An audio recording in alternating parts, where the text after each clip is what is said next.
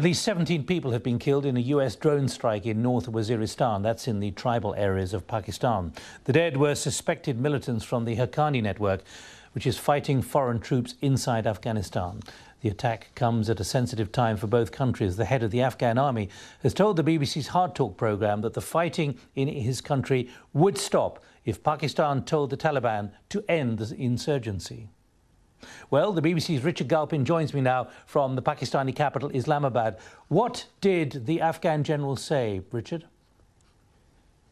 Well, Nick, you know, it was there's some very strong quotes from this BBC interview. General Karimi saying that he tried to reach out to the Pakistani authorities here, but they didn't trust him. They viewed him as a threat.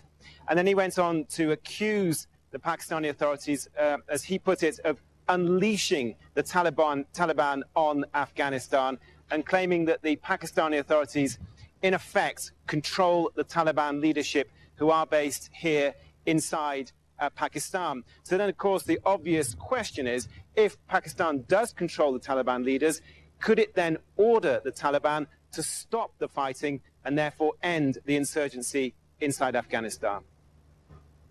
Yes, it will be done in weeks.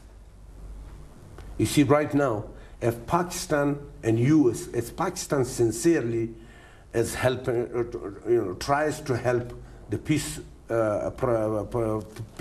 talk and peace negotiations, because the Taliban are under their control. The leadership is in Pakistan. If they put pressure on the leadership or convince the leadership what to be done, and that can help a lot.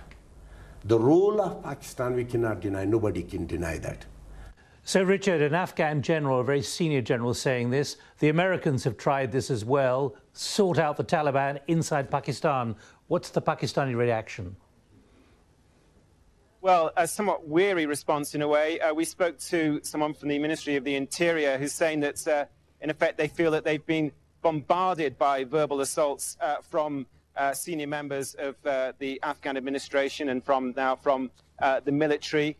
They continue to deny that they have control, or at least that much control, over the Taliban. And they insist that they want to see a peaceful and progressive Afghanistan emerge once the foreign troops do complete the withdrawal next year. And they say that they are involved in this whole Doha process, the attempts to get talks going between the Taliban and initially with the Americans in Qatar. What about the drone strike, killing 17? That's unusually large at the moment, within 2 weeks of what President Obama said about we have full control over this, we know what we're doing. This in an area not controlled by the Pakistani military. No, that's right. I mean, there are military there, but they've not launched offensives, certainly in North Waziristan, in the tribal areas, which is what the Americans and other Western countries would like them to do.